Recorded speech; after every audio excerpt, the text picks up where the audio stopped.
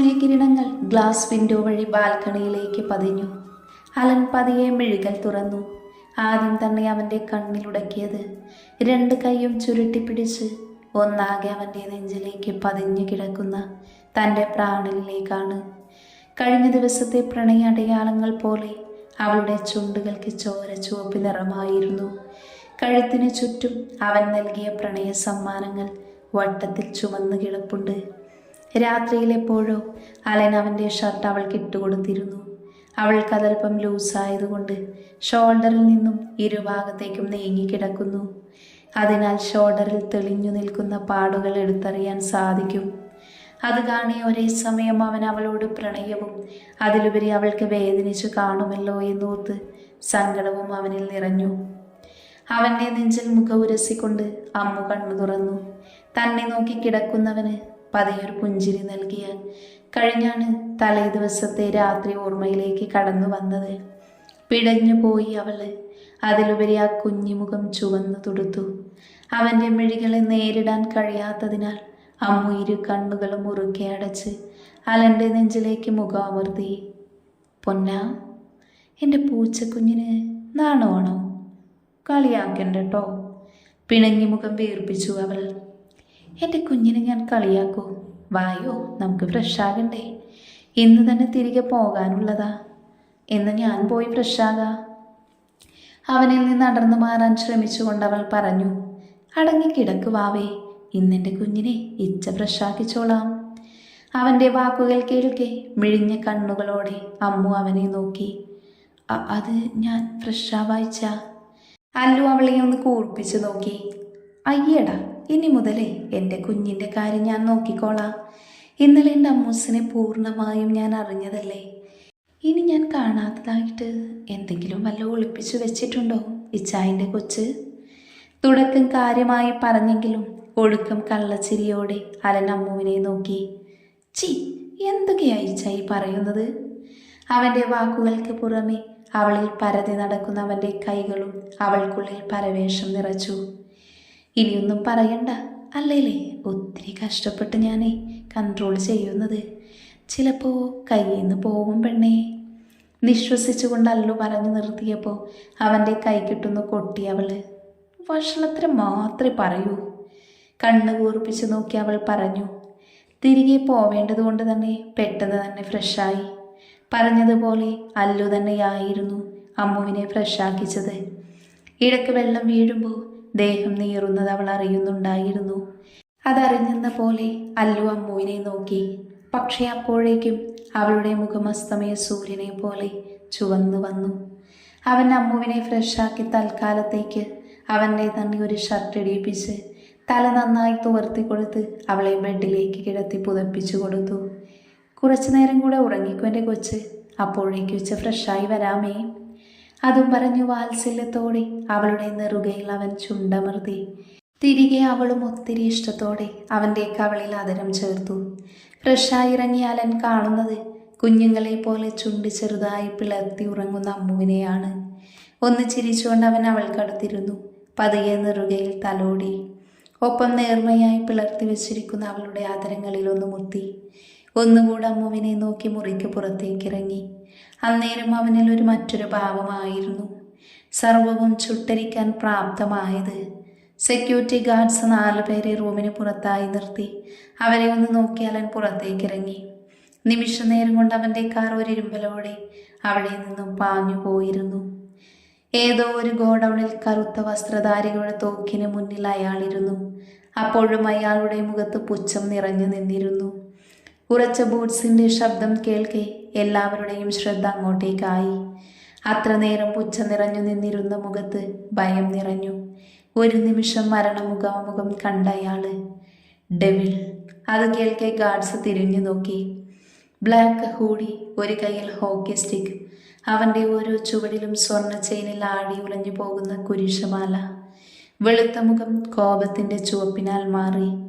അവിടെ നിൽക്കുന്നവരെല്ലാം അവൻ്റെ ഭാവങ്ങൾ സൂക്ഷിച്ചു നോക്കി. ഒരൽപ്പം പോലും ദയയില്ലായിരുന്നു. ആ നിമിഷം അവൻ അച്ഛൻ്റെയും അമ്മയുടെയും അല്ലു അല്ലായിരുന്നു. അമ്മുവിൻ്റെ ഇച്ഛയല്ലായിരുന്നു. മറിച്ച് സർവവും സംഹരിക്കാൻ വെറികൊണ്ട ചെകുത്താനായി മാറിയവൻ. Yes, the devil king, the embodiment of wildness, Alan David Kalathingal. തനിക്ക് മുന്നിൽ തളർന്നു കിടക്കുന്നവനെ ശാന്തഭാവത്തിൽ അലൻ നോക്കി. എന്നാൽ അവൻ്റെ കണ്ണുകളിൽ വന്യതയായിരുന്നു. The evil devil's whiteness.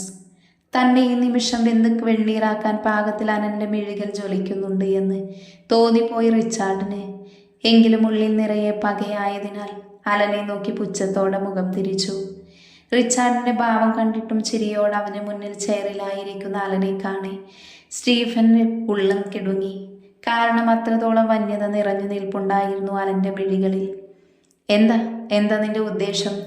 എന്നെ ഇവിടെ പൂട്ടിയിട്ട് എൻ്റെ ബിസിനസ് തടയാമെന്നാണോ? അലറിക്കൊണ്ട് റിച്ചാർഡ് പറഞ്ഞെങ്കിലും മൗനമായിരുന്നു അലൻ്റെ പക്ഷം. എന്താടൊന്നും മിണ്ടാത്തേ? ഭയം തോന്നുന്നുണ്ടോ നിനക്ക്? എൻ്റെ അനിയനെ കൊല്ലാക്കൊല ചെയ്ത നിന്നെ ഞാൻ വെറുതെ വിടില്ല, വേരോടെ നശിപ്പിക്കും ഞാൻ. അവൻ്റെ ഭാവങ്ങൾ കാണെ അലൻ പുച്ഛത്തോടെ ചിരിച്ചു. നീ എനിക്കൊരു എതിരാളിയെ അല്ലായിരുന്നു റിച്ചാർഡ്, പക്ഷേ ഇന്ന് നിന്റെ കഴുകൻ കണ്ണുകൾ എൻ്റെ പെണ്ണിൻ്റെ മേലെ പതിഞ്ഞു. അന്ന് ഞാൻ കുറിച്ചതാ നിന്റെ അന്ത്യം.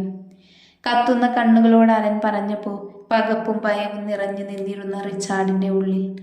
എന്നാൽ നിമിഷ നേരം കൊണ്ട് അവൻ്റെ മുഖം പകയാൽ വലിഞ്ഞു മുറുകി. ഓ, അപ്പം എല്ലാം അറിഞ്ഞിട്ടുള്ള വരവാണല്ലേ? അതേടാ, നിന്റെ പെണ്ണെന്ന് പറഞ്ഞുകൊണ്ട് നടക്കുന്ന ആ കുഞ്ഞു സുന്ദരിയില്ലേ, അവൾ തന്നെയായിരുന്നു ഞങ്ങളുടെ ലക്ഷ്യം. എന്തായാലും നീ തീരാൻ പോകുവല്ലേ, അപ്പം നിന്റെ ഭാര്യ ഞങ്ങൾക്ക് ഒരു എൻ്റർടൈൻമെൻറ്റ്. അടുത്ത നിമിഷം അലൻ്റെ കാലുകൾ റിച്ചാർഡിൻ്റെ നെഞ്ചിൽ ആഞ്ഞു പതിച്ചു. വലിയ ശബ്ദത്തോടെ അയാൾ പിറകിലേക്ക് മറിഞ്ഞു. ഒപ്പം നിലക്കാത്ത പോലെ അയാളുടെ വായിൽ നിന്നും രക്തം ഒഴുകിയിറങ്ങി. ഇടത് കൈകൊണ്ട് ചുണ്ടമർത്തി ഒഴിഞ്ഞുകൊണ്ട് മുഖം ഉയർത്തി നോക്കിയ റിച്ചാർഡ് ശ്വാസമെടുക്കാൻ മറന്ന പോലെ തറഞ്ഞു നിന്നു. അത്രത്തോളം ദേഷ്യത്താൽ ചുവന്നു തൊടുത്തിരുന്നു അലൻ്റെ മുഖം. പൊന്ന മോനെ, നിന്റെ പുഴുത്ത നാവ് കൊണ്ട് എൻ്റെ പെണ്ണിനെ വല്ലതും പറഞ്ഞ ഈ നാട്ടിൽ കാലുകുത്തിയപ്പോൾ തന്നെ നിന്റെ മരണം ഞാൻ ഉറപ്പിച്ചതാ. അധികം വേദനിപ്പിക്കാതെ അങ്ങ് പറഞ്ഞേക്കാന്ന വിചാരിച്ചേ. ഇനിയില്ല. നിന്റെ കണ്ണ് പതിഞ്ഞത് ആരിലാണെന്നറിയോ? എൻ്റെ പ്രാണൻ, എൻ്റെ കുഞ്ഞ്. അവളെൻ്റെ പെണ്ണോ, ഈ അലൻ ഡേവിഡിൻ്റെ പെണ്ണ്. അതും പറഞ്ഞുകൊണ്ട് അലൻ തിരിഞ്ഞു നോക്കി. അവൻ്റെ ആജ്ഞാപത്ത് പ്രകാരം സ്റ്റീഫൻ ഒരു ബോക്സ് കൊണ്ടുവന്നു. അതിലേക്ക് നോക്കിയ റിച്ചാർഡ് ഭയത്തോടെ ഉമിനീരിറക്കി. നോ! അലർച്ചയോടെ റിച്ചാർഡ് പിറകിലേക്ക് നീങ്ങി. ഇങ്ങനെ ഭയക്കാതെടോ, ഞാൻ പറയാതെ തന്നെ നിനക്കറിയാലോ ഇതിൻ്റെ പവർ. ആസിഡ്, അതിൻ്റെ. പുച്ഛത്തോടെ അലൻ ചോദിച്ചപ്പോഴും ഭയത്തോടെ അയാൾ അതിലേക്ക് തന്നെ നോക്കിയിരുന്നു. അതെന്ത് ചോദ്യമാ സാറേ? ഈ മരുന്ന് കണ്ടുപിടിച്ചത് തന്നെ അവനല്ലേ? പരിഹാസത്തോടെ സ്റ്റീഫൻ പറയുമ്പോൾ ഇരുവരെയും മാറി മാറി നോക്കി റിച്ചാർഡ്. വേണ്ട അലൻ, ഇത് നിന്റെ നല്ലതിനാവില്ല. എന്നെ നശിപ്പിച്ച എല്ലാം അവസാനിപ്പിക്കുമെന്നാണോ നീ കരുതുന്നത്? ഭയത്തോടെയാണേലും അല്പം പരിഹാസം നിറച്ച് അയാൾ ചോദിച്ചു. നിനക്ക് പുറകിൽ ഒരുവൻ ഉണ്ടെന്ന് നല്ലതുപോലെ അറിഞ്ഞിട്ട് തന്നെയാണ് ഞാൻ നോക്കുന്നത്. അതാരാണെന്ന് അറിയില്ലേലും അധികം വൈകാതെ എൻ്റെ കൈപ്പിടിയിൽ വരും അവൻ. അന്ന് നീയൊക്കെ പരീക്ഷണം നടത്തി കൊല ചെയ്തൊരു കൂട്ടം ആളുകളില്ലേ, അവർ അനുഭവിച്ചതും 10 മടങ്ങ് അറിയിച്ചിരിക്കും ഞാൻ. അതൊക്കെ പോട്ടെ, നിന്നോട് സംസാരിക്കാൻ തൽക്കാലം എനിക്ക് നേരമില്ല. എൻ്റെ കൊച്ചവിടെ കാത്തിരിപ്പുണ്ടാവും. അപ്പം എങ്ങനെയാ, തുടങ്ങുവല്ലേ? അടുത്ത നിമിഷം റിച്ചാർഡിൻ്റെ നിലവിളികൾ ആ ഗോഡൗണിൽ നിറഞ്ഞു. ഓരോ തവണ ആസിഡ് ദേഹത്തേക്ക് വീഴുമ്പോഴും റിച്ചാർഡ് പൊള്ളിപ്പിടഞ്ഞു. പുഴുപിടക്കും പോലെ നിലത്തിടന്ന് പിടഞ്ഞു. ഒരു തരം ആനന്ദത്തോടെ അലൻ അത് നോക്കിക്കണ്ടു. ഏറെ നേരെ പിടച്ചിലിനു ശേഷം ഒരായുഷ്കാലം കൊണ്ട് അനുഭവിക്കാനുള്ളതിനും അപ്പുറം ചുരുങ്ങിയ മണിക്കൂറുകൾ നരകിച്ചുകൊണ്ട് റിച്ചാർഡ് അവസാന ശ്വാസമെടുത്തു. അന്നേരം ഒരു കൂട്ടം ആത്മാക്കളുടെ സന്തോഷം എന്ന പോലെ പുറത്ത് ചാറ്റൽ മഴ പെയ്തൊഴിഞ്ഞു. ഇങ്ങ് വരട്ടെ, കുളിച്ചിട്ട് വരാമെന്ന് പറഞ്ഞ് പോയതാ, എന്നെ പറ്റിച്ചു. പോരാഞ്ഞിട്ട് പുറത്ത് കുറേ തടിയന്മാരെയും നിർത്തിയേക്കുന്നു. ഗാർഡ്സാണ് പോലും. ഞാനെന്താ കുഞ്ഞു കുട്ടിയോ? എന്നെല്ലാം ഞൊടിഞ്ഞു മുഖം വീർപ്പിച്ച് ബാൽക്കണിയിൽ നിൽക്കുവാണ് അമ്മു. ഉറക്കമുണർന്നതേ തൻ്റെ അരികിൽ ഇച്ഛായനെ കാണാത്തതിൻ്റെ പരിഭവം ആവോളമുണ്ട്. അതിനൊപ്പം ഫ്ലാറ്റിന് പുറത്തേക്ക് ഇറങ്ങാൻ നോക്കിയപ്പോൾ ഗാർഡ്സിൻ്റെ സെക്യൂരിറ്റി. എല്ലാം കൊണ്ടും അവൾക്ക് നന്നായി ദേഷ്യം വരുന്നുണ്ടായിരുന്നു. പിന്നെ പോകുന്നതിന് മുന്നേ പെട്ടെന്ന് വരാമെന്ന് പറഞ്ഞ് അലൻ മിററിൽ സെറ്റ് ചെയ്ത നോട്ട് സ്റ്റിക്ക് കണ്ടതുകൊണ്ടാണ് അടങ്ങിയിരിക്കുന്നത്. ഡോറ് തുറക്കുന്ന ശബ്ദം കേട്ട് തിരിഞ്ഞു നോക്കി അമ്മു കാണുന്നത് തന്നെ നോക്കി നിൽക്കുന്ന അലനെയാണ്. ആദ്യം ദേഷ്യത്തോടെ നോക്കിയെങ്കിലും അവൻ്റെ കയ്യിലിരിക്കുന്ന പൊമറാനിയനെ കാണി അവളുടെ കണ്ണുകൾ വിടർന്നു. വിടർന്ന മിഴികളോട് അതിനടുത്ത് ചെന്ന് പതിയെ തലോടി. അതിഷ്ടപ്പെട്ടെന്ന പോലെ ഒന്നുകൂടെ ഒതുങ്ങിക്കൂടി പപ്പി. ഇച്ചേ, ഇതെനിക്കാണോ? സന്തോഷത്തോടെ ചോദിക്കുന്നവളോട് ചെറുചിരിയോട് അവൻ തലയാട്ടി. എന്ത് ഭംഗി അതിനെ കാണാൻ, നമുക്കിതിനെ വീട്ടിൽ കൊണ്ടുപോകണം ഇച്ച. അത് പറഞ്ഞുകൊണ്ട് അതിനെ കയ്യിലേക്ക് വാങ്ങി അമ്മു. പപ്പിയെ കൊണ്ട് അകത്തിരിക്കെ, ഇച്ച ഒന്ന് ഫ്രഷായിട്ട് വരാമേ. അത് പറഞ്ഞുകൊണ്ട് അലൻ വാഷ്റൂമിലേക്ക് പോയി. നിനക്കിവിടെയൊക്കെ ഇഷ്ടമായോ? പപ്പിയെ തനിക്ക് നേരെ ഉയർത്തി പിടിച്ചുകൊണ്ട് അമ്മ ചോദിച്ചപ്പോൾ ചെറുതായി മുരണ്ട അവൾക്കരികിലേക്ക് ചേർന്ന് കിടന്നു പപ്പി. ഇതിനിപ്പോൾ എന്ത് പേരിടാനാ? പപ്പിയെ നോക്കി താടിക്ക് കൈ കൊടുത്തിരിക്കുന്നു പറയുന്ന അമ്മുവിനെ കണ്ടുകൊണ്ടാണ് അല്ലു ഫ്രഷായി ഇറങ്ങിയത്. ആഹാ, എൻ്റെ കുഞ്ഞ് പപ്പിക്ക് പേര് കണ്ടുപിടിക്കുവാണോ? കൊഞ്ച് ചോദിച്ചത് വല്ലു അവളെ പിന്നിൽ നിന്നും ചുറ്റിപ്പിടിച്ചു. ആയിഷ, പക്ഷെ ഒന്നും ശരിയാവുന്നില്ല. ഇനി ഇച്ച ഒരു പേര് പറയേ. അവൻ്റെ കയ്യിൽ പിടിച്ച് പ്രതീക്ഷയോടെ പറയുന്നവളെ കാണി വാത്സല്യത്തോടെ അവളുടെ നെറുകയിൽ അമർത്തി ചുംബിച്ചവൻ. രണ്ടുപേരെയും മാറി മാറി നോക്കിയിരുന്ന പപ്പി അരനമ്മുവിനെ ചേർത്ത് പിടിക്കുന്നത് കാണി ചിണുങ്ങിക്കൊണ്ട് അവൻ്റെ മുഖത്ത് കൈകൊണ്ട് തട്ടി അമ്മുവിൻ്റെ കഴുത്തിലേക്ക് പതുങ്ങിക്കിടന്നു. പപ്പിയുടെ പ്രവൃത്തിയിൽ മിഴിഞ്ഞ കണ്ണുകളോട് അല്ലു അമ്മുവിനെ നോക്കി. പപ്പിയുടെയും അല്ലുവിൻ്റെയും കട്ടായങ്ങൾക്ക് അമ്മുവിൻ്റെ ഭാഗത്തുനിന്ന് പൊട്ടിച്ചിരികൾ ഉയർന്നു. ഡാ ചക്ക, നിന്നെ ഞാനാ ഇങ്ങോട്ട് കൊണ്ടുവന്നത്.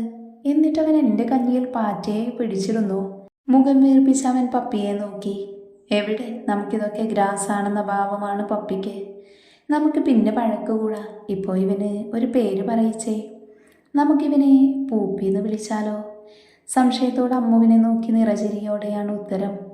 അത് മതി ഈശ, പൂപ്പി മതി. നിനക്കിഷ്ടമായോ പൂപ്പി? ആദ്യം അലനോടും പിന്നീട് പപ്പിയോടും അവൾ പറഞ്ഞു. പേരിഷ്ടമായെന്ന പോലെ പപ്പി അമ്മുവിൻ്റെ കവിളിൽ മുഖവുരച്ചു. പക്ഷെ അമ്മുവിൻ്റെ നെഞ്ചിൽ പതുങ്ങിക്കിടക്കുന്ന പപ്പിയെ കാണി തനിക്ക് ചെറുതായി കുശുമ്പ് തോന്നുന്നുണ്ടെന്ന് അലൻ മനസ്സിലാക്കി. അതോർക്കെ അവൻ്റെ മുഖത്ത് കള്ളച്ചിരി പടർന്നു. പൂപ്പി, അല്ലു വിളിച്ചപ്പോൾ അമ്മുവിൻ്റെ കയ്യിൽ നിന്നും അവനടുത്തേക്ക് ചാടി പൂപ്പി. ഒരു കൈയിൽ പൂപ്പിയും മറുകൈയിൽ അമ്മുവിനെയും ചേർത്ത് പിടിച്ച് അലൻ ബാൽക്കണിയിലേക്ക് ഇറങ്ങി. കുറച്ചു നേരം അടങ്ങിയിരുന്നതിനും പിന്നെ പിന്നെ പൂപ്പി മുരളാനും കുതറാനും തുടങ്ങി. ഇപ്പോൾ പോവാൻ സമയമായി, നമുക്ക് വീട്ടിൽ ചെന്നിട്ട് കളിക്കാട്ടോ, പൂപ്പിയോടെന്ന പോലെ അല്ലു പറഞ്ഞു. അതന്നെ ഇപ്പം എന്നെ പൂപ്പിച്ചൊക്കെ ഡാഡി പറയുന്നത് കേൾക്ക്. നാട്ടിൽ ചെന്നിട്ടേ മമ്മി, ഗ്രാൻഡ്മ പിന്നെ 2 അങ്കിൾമാരെയും പരിചയപ്പെടുത്തി തരാട്ടോ. കൊച്ചു കുഞ്ഞിനോടെന്ന പോലെ അമ്മു പൂപ്പിയെ കൊഞ്ചിക്കുന്നത് കൗതുകത്തോടെ അലൻ നോക്കിക്കണ്ടു. വൈകുന്നേരത്തോടെ അവർ എയർപോർട്ടിലേക്ക് പോയി. തിരികെ പ്രൈവറ്റ് ജെറ്റ് ആയതുകൊണ്ട് തന്നെ പൂപ്പിക്ക് വേണ്ടി കളിക്കാൻ പ്രത്യേകം ഫെസിലിറ്റീസ് ഗാർഡ്സ് അറേഞ്ച് ചെയ്തിരുന്നു. ഒരിക്കൽ കൂടി തങ്ങളുടെ പ്രണയം എല്ലാ അർത്ഥത്തിലും പൂർണ്ണമാക്കിയ പാരീസിനെ നോക്കി ഇരുവരും കൈകോർത്ത് കയറി. അലൻ്റെ ഉള്ളിൽ പ്രണയ സാക്ഷാത്കാരത്തിന് ഒപ്പം ശത്രു സംഹാരത്തിൻ്റെ ആനന്ദം കൂടെ ഉണ്ടായിരുന്നു.